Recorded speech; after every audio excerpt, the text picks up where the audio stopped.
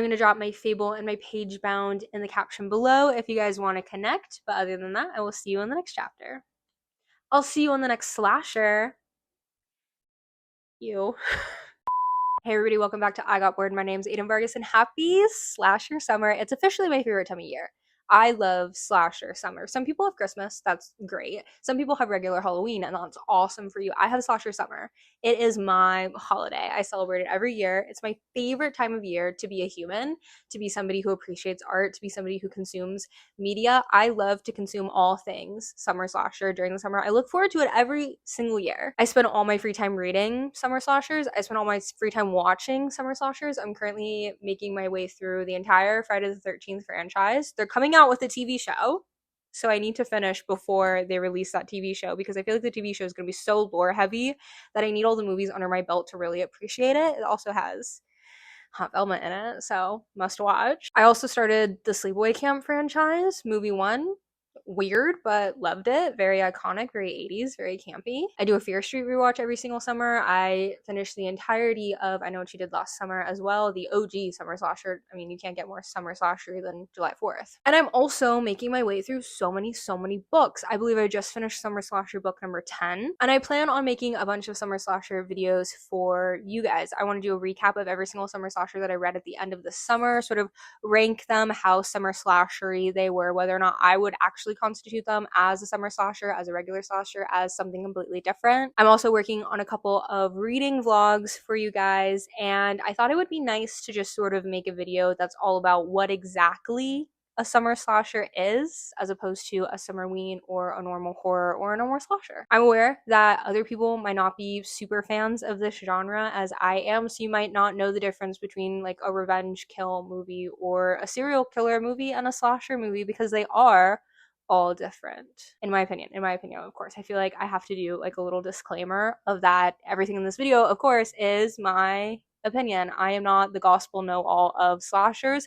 I'm just a huge appreciator of the genre, and I have rules that I sort of follow when I'm reviewing a piece of media that claims to be a slasher. If you're a fan of the Scream franchise, you know that slashers have rules. I, for one, am somebody who is more of a slasher purist. I want slashers to follow all of the rules to be deemed a slasher. I'm more of a every single box must be checked before I award you the title of slasher, whereas other people might view things in a lens of anything can be a slasher if you think hard enough. I just finished a book called My Heart is a Chainsaw by Stephen Graham Jones, where the main character is obsessed with slashers, and she fell into that camp where she viewed all media through the lens of a slasher. She thinks that Phantom of the Opera is a slasher, which I would not agree with because it doesn't hit all of my criteria, but I do think that it's a really unique way of viewing media, because media is meant to be interpreted however it is that you want to interpret it. That's the beautiful thing about media and art, and I do believe that all genres exist on a spectrum, especially nowadays when we have media that's just so mixed. You have multiple different genres all interwoven together. You have multiple different tropes playing at the same time. I feel like you can really play with the idea of what genre is. I'm just a little bit more of a stickler when it comes to this genre, and I feel like sharing my interpretation, my rules, my thoughts and opinions will make my logic for the coming videos make more sense. But enough preamble, let's get into the rules, the whys, the slashing.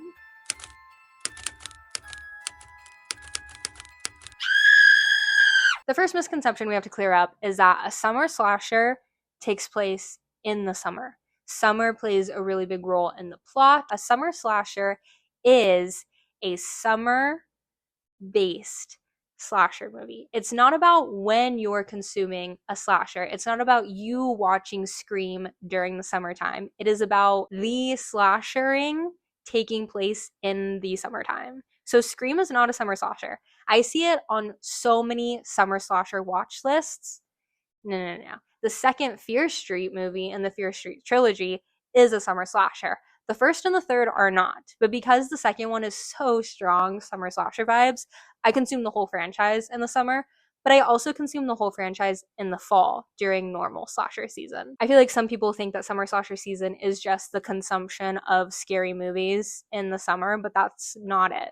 That's not it. The media has to be summery, summer vibes, summer setting. Bonus points if the summerness has a really big role in the plot. Like maybe you're at a summer camp or you're at like a beach vacation sort of thing. Like it's all about the summer vibes, not the time of year in which you are consuming media. Also, you must not confuse slasher summer with Summerween. They are two completely different holidays. Slasher summer is the consumption of summer slashers. Slashers that take place during the summer. And a slasher is a hyper-specific genre. Summerween is the consumption of any spooky, gory, creepy, paranormal, mystical, magical, horror movie that takes place during the summer. Summerween is sort of a catch-all for all horror movies that take place during the summertime. Summer slashers are just slashers, nothing else. As I said in my intro, slashers are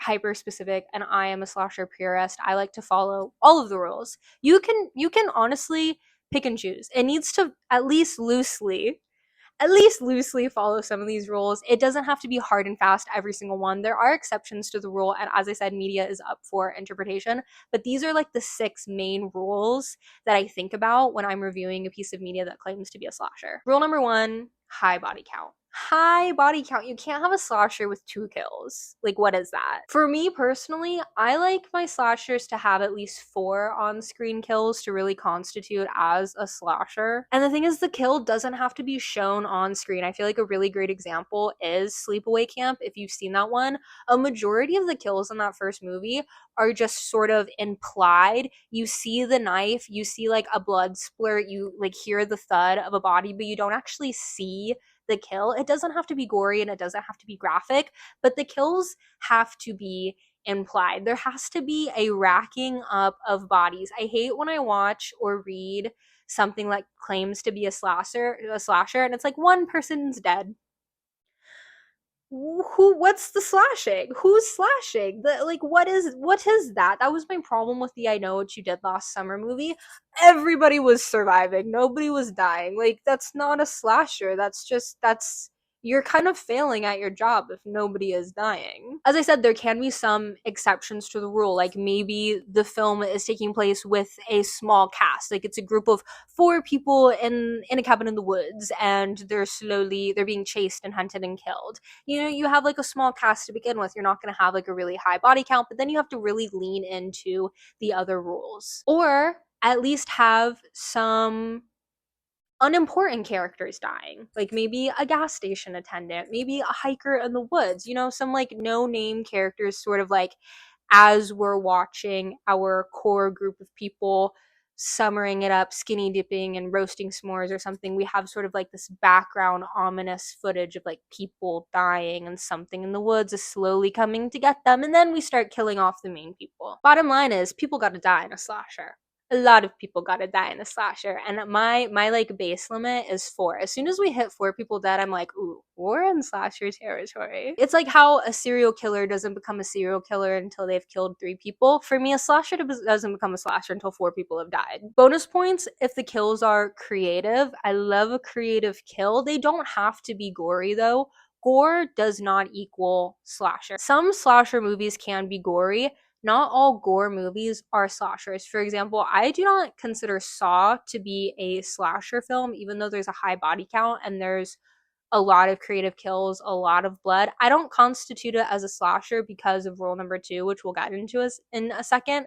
But I want the kills to be like a little creative, a little fun, a little campy, a little like, ooh, gross, squelchy. Double bonus points if the movie opens up with a kill. I love it when I'm watching a movie and Scream 1 did it best. You think you're about to really care about a person. You're like, this is my main character. We're gonna get to know her. Dead. Died. It's like when you're watching a Christmas movie and Christmas music starts playing. Or you're watching like a romance movie and like the main girl trips and locks eyes with some, like there's some sort of like neat cute moment. Like you open with a kill and you're watching a slasher. Rule number 2, the kills gotta be personal. The kills gotta be up close and personal, which is why I don't think Saw is a slasher, because the kills are very detached. The traps and the games are the method of killing, very detached. Slashers be getting their hands dirty, usually with some sort of sharp object. The weapon of killing can get creative. You got chainsaws, you got hatchets. I Know What You Did Last Summer has an ice pick of all things. Freddy Krueger has his knife hands. Ghostface has his hunting blade. Either way, it's an up close and personal kill. People love to make jokes about, if I was in a slasher, I'd be using a gun. Why isn't there guns in slashers? Guns don't exist in slashers because guns are not up close and personal. Also, guns don't kill slashers unless utilized by the final girl and unless it's a headshot. If slashers use guns, it would ruin rule number 3, which is the chase. Slashers are all about the chase. It's not about like a kidnap, torture, tease, play with. No, it's a chase, kill. Chase, capture, kill. Some slashers might have a little bit more pizzazz, showmanship, a little bit more like tomfoolery to them, but they're gonna capture you and kill you. They're gonna find you and they're gonna kill you. And they're not gonna like take you to a secondary location and twirl their mustache and torture you and slice you up. No, it's like dead. Once you're in their radius, once you're in their kill zone, dead. Fight for your life or die. This is how we get our iconic final girl chase scene. This is how we get our more iconic, almost final girl chase scene. Justice for Sharon Michelle Gellar, and I Know What You Did Last Summer. She should have been the final girl. Her chase scene was so much better than Jennifer Loves Hewitt's. I'm sorry. I will die on this hill. She should have been the final girl. Jennifer, I love you. I love you. Final girl material. Freddie Prinze Jr. Freddie Prinze Jr. really helped you in that final scene, did he not? I have problems with the entire I Know What You Did Last Summer franchise, but that's another video. Bottom line, slashers are hunters. Slashers are hunters. You need an up close and personal weapon to be hunting. If slashers had guns, we wouldn't get the chase. They'd just be standing from afar shooting people left and right. That's a completely different kind of movie. That's the kind of movie that they make PSAs about. Number 4, this is my big one. This is my one that makes me not view a multitude of movies through a slasher lens. Slashers need to be human. Slashers need to be human or human presenting. Slashers are not psychological, monstrous, magical, mystical beings. Slashers are not animals. The thing that makes a slasher so scary is that it could happen. It is about a human reaching some sort of psychological breaking point and slashing. It could be your brother. It could be your janitor. It could be your boyfriend. It could be your best friend. It could be your sister. People could just snap. People could just one day reach their psychological breaking point and just snap and start slashing. And to me, that's what makes slashers so scary. For me, that's what makes slashers so relatable. The idea of trusting somebody and then them turning on you, that is so terrifying. Like being Sidney Prescott and not knowing who you can trust because every single person you've ever trusted just one day went psycho and tried to kill you. That to me is what instills fear in me. Yeah, sometimes slashers might have like powers that make them unkillable or indestructible, or they have dream powers. That's for the sake of the franchise.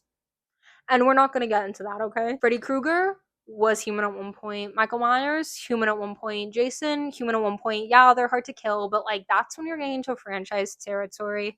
Look at Scream. Different ghost face every single time. Smile for the cameras, try that one on for size. Final Girl Support Group, basically a love letter to slashers. Really great example of a human slasher. A normal, regular, everyday human sort of just breaking and going on a killing spree, a slashing spree. If you want to read a book that gives you sort of like an explanation as to how these humans can have these like powers of the ability to just sort of like disappear, run really fast, not die after getting like attacked, you should read I Was a Teenage Slasher by Stephen Graham Jones. It is beautifully written, just about this young teenage boy who one day became a slasher, and it's how he started to develop all of these slasher tropes. And I thought it was just a really creative explanation as to how these like human killers have these unexplainable mystical powers, but they are still very much human. Rule number 5 is the one that I feel most people may want to debate. It's the one I feel like is most up for interpretation because all media can be interpreted however you want. You can interpret media however you want. I feel as though slashers are more character survival driven as opposed to villain driven. We as viewers should care deeply about every single character. So that way, when they die, you have some sort of emotion.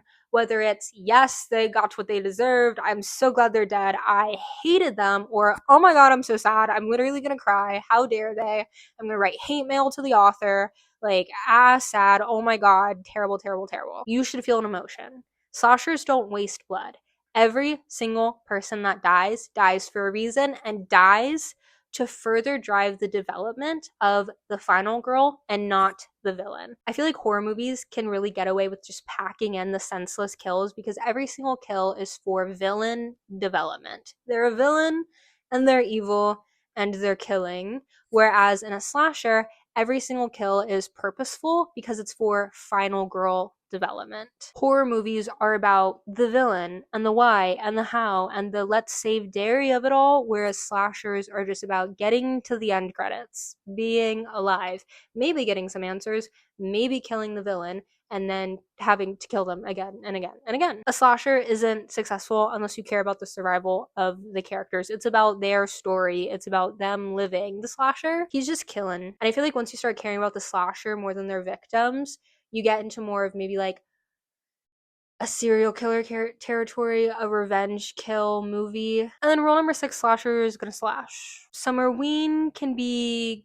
kidified, kid friendly. You have like Gravity Falls. You have the Goonies. You have the Addams Family. That's like Summerween. Slashers, they're gonna slash. It's about the killing, it's about the death. So slasher is gonna slash. Slasher slash. You can't have a slasher without death. You can't have a slasher without some element of blood. I didn't talk about the final girl because obviously the final girl exists. I feel like that's less of a rule and just a part of the blueprint. Like, it's not a rule that a slasher has a slasher is gonna have a slasher is gonna have a final girl. It's a part of the blueprint. It's baked into the bones of the genre. But just in case you're not clear, slasher is gonna have a final girl. Could it have a final guy? I mean, if Black Phone 2 had more death, I feel like it really dipped into slasher territory. And I could do a whole video on that if you guys are really interested, because I was watching Black Phone 2 and I was like, one, didn't like it, not as good as the first movie. I feel like they really changed the point of that movie by making it more about Gwen. But the movie really followed like a slasher plot line, and just nobody died though. Barely anybody died in that movie though. So in that sense, Finny, final boy, but it's usually a girl. And those are all my slasher rules, summer slasher rules. As I said again, art, media, up for interpretation. And if you disagree with one of my rules, let's talk about it. Let's chat about it. I love talking slasher media with people. These are kind of just like the guidelines, like the bones of the rubric of which I view slasher media. And then I'm like, slasher's all about vibes. You get a feeling when you watch a slasher. You get like a feeling when it starts to deviate away from the genre a little bit, when it starts to get into more serial killer territory, or just gore territory, or just like killing rampage territory. Like, you can just feel when the slasher magic goes away. When I finish a good slasher, I just feel it. I'm like, yeah, that was a slasher. Some people like to say slashers are campy, slashers are cheesy. Slashers don't have to be campy, be cheesy. I feel like it's really easy to tie slashers to campy and cheesy because the original slashers were made in like the 80s and the 90s when fake blood was corn syrup and fake body parts were like beef jerky and gelatin. Most movies from the 80s and 90s had a little bit of a like campy, cheesy element to it just because the special effects and the practical effects just weren't where they are today. I would never use the word campy or cheesy to describe Fear Street. I'm so excited to continue consuming all of my summer slasher media. I'm so excited to share it with you guys. I have already released a bi-monthly recap video for May and June. June was the start of slasher summer, so I have, I believe, 6 or 7 slasher books that I review in that video if you want to go check it out. I review those books on a more surface level. I review them as books and less as summer slashers because I do plan to do a more deep dive on all of the summer slasher books in a deeper, spoilery slasher critique. whereas that video is spoiler free. So if you want to go check out that video, maybe read a couple of them, and then at the end of the summer we can go deep on the summer slasheriness of them. I hope you enjoyed this video. If you are a summer slasher lover like I am, what rules did you agree with? What rules do you have that maybe I didn't list, that maybe I should add to my list when I'm consuming slasher media? What are some slashers that you love and you think that I should consume? Specifically, what are some summer slashers that you think I should consume? Because it's not too late to add more summer slashers to my TBR. I've got 2 whole months to keep reading, so I will gladly welcome your recommendations. I'm going to drop my Fable and my Pagebound in the caption below if you guys want to connect, but other than that, I will see you in the next chapter.